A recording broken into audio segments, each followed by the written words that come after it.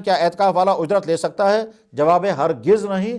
اعتکاف عبادت کا عمل ہے، یہ کوئی پیسہ کمانے اور اجرت لینے اور دینے کا عمل نہیں ہے۔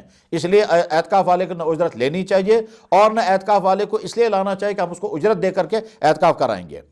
کیا اعتکاف والا عرفے کی شام کو نکل سکتا ہے؟ جواب ہے کہ ہاں یقیناً، عرفے کی شام کو جو ہی رمضان کے ختم ہونے کا اور عید کا اعلان ہو جائے تو اعتکاف ختم ہو جاتا ہے۔ وہ اگر چاہیں تو یہ رات مسجد کے اندر گزاریں اور اگر چاہیں تو اپنے گھر بھی جا سکتے ہیں۔ بہتر ان کے لیے یہ ہے کہ یہ رات مسجد کے اندر گزاریں، کیونکہ یہ رات لیلۃ الجائزہ انعام والی رات ہوتی ہے، اور اس انعام والی رات کو انسان مسجد کو چھوڑا اپنے گھر جائے بہتر نہیں ہے۔ ہاں اگر وہ ایسا کر سکتا ہو کہ گھر جا کر ملاقات کر کے کچھ کھا پی کر پھر واپس رات گزارنے کے لیے مسجد میں آ جائے اور زیادہ بہتر ہوگا، لیکن بہرحال اعتکاف تو چاند کا اعلان ہوتے ہی ختم ہو جاتا ہے۔ دوران اعتکاف عام حالات میں غسل کرنا، بیوی سے بات چیت کرنا، والدین سے فون پر بات چیت کرنا کس حد تک درست ہے؟ جواب یہ ہے کہ اعتکاف در حقیقت بندہ اپنے آپ کو اللہ کے دربار میں ڈال دیتا ہے، اس کا نام ہے۔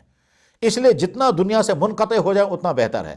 بس صرف ضرورت کے لیے باہر نکل سکتے ہیں، اور اگر بات کرنے کی مجبوری ہو تو وہ بھی ضرورت کے لیے ہی۔ اس کے مقابلے میں اگر کسی انسان نے غیر ضروری فضولیات میں اپنا وقت برباد کیا، مثلا بے ضرورت فونوں پر بات چیت ہوتی رہی، تو گویا اعتکاف کا مقصد فوت ہو جائے گا۔ لیکن بہرحال اگر کسی نے اپنے والدین سے فون پہ بات کی، اپنی اہلیہ سے فون پہ بات کی، اس کی بات کرنے کی وجہ سے وہ اعتکاف نہیں ٹوٹا۔ اپنی بہن بھائیوں سے بات کی، بات کرنے کی وجہ سے بات نہیں، یا اعتکاف کے دوران کسی سوال کا جواب دیا، فون کسی اور کو کیا، اس کی وجہ سے اعتکاف نہیں ٹوٹا، کیونکہ اعتکاف ٹوٹنے کے لیے بعد آدمی کا باہر نکلنا، یہ تو اندر مسجد کے اندر بیٹھا ہوا ہے، البتہ فضول باتوں میں مشغول ہے جو نہیں ہونا چاہیے۔ بہرحال اعتکاف برقرار ہے۔ رہا غسل کا معاملہ، تو اعتکاف کے دوران اگر غسل لازم ہو جائے تو وہ غسل کرنا تو اجازت ہے، لیکن مسنون غسل، وہ مسنون غسل نہیں کرنا چاہیے جو مسنون غسل جمعے کے دن ہوتا ہے، وہ مسنون غسل نہیں کرنا چاہیے۔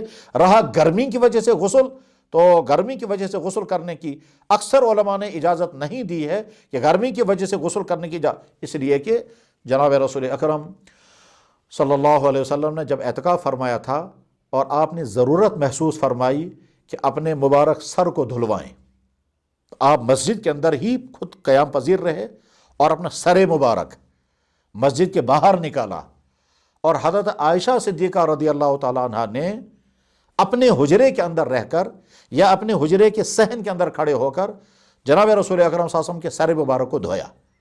یہ حدیثوں میں موجود ہے۔ اللہ کے نبی علیہ السلام خود مسجد کے اندر رہے، اپنا سر مبارک مسجد سے باہر نکالا، یا تو دروازہ یا کھڑکی، بہرحال سر مبارک باہر نکالا، اور حضرت عائشہ صدیقہ رضی اللہ تعالیٰ نے آپ کے سر مبارک کو دھویا۔ یہ حدیث موجود ہے، حدیث کے تمام کتابوں میں، بخاری، مسلم، ترمذی، ابو داؤد، تمام حدیثوں میں موجود ہے حضرت عائشہ کا سر مبارک دھونا اور آپ علیہ السلام کا خود مسجد کے اندر رہنا اور سر باہر۔ بس یہیں سے سمجھ میں آ سکتا ہے کہ اگر باہر نکلنے کی اجازت ہوتی تو آپ خود باہر تشریف لاتے اور پورا جسم عطر دھو لیتے، یعنی غسل فرما لیتے، لیکن آپ خود باہر تشریف نہیں لائے، صرف سر کے اندر غالباً ہو سکتا ہے اتنی الجھن محسوس کر رہے ہوں کہ آپ کی بشاشت برقرار نہیں رہی، آپ نے مناسب سمجھا سر مبارک کو دھلوائیں، خود مسجد کے اندر رہے۔ اس لیے سنت کا غسل کرنے کے لیے مسجد سے باہر نہیں نکلنا ہے، اور گرمیوں کی بنا پر غسل کرنے کے لیے بھی مسجد سے باہر نہیں نکلنا ہے۔ یہ اکثر علماء کی رائے یہی ہے۔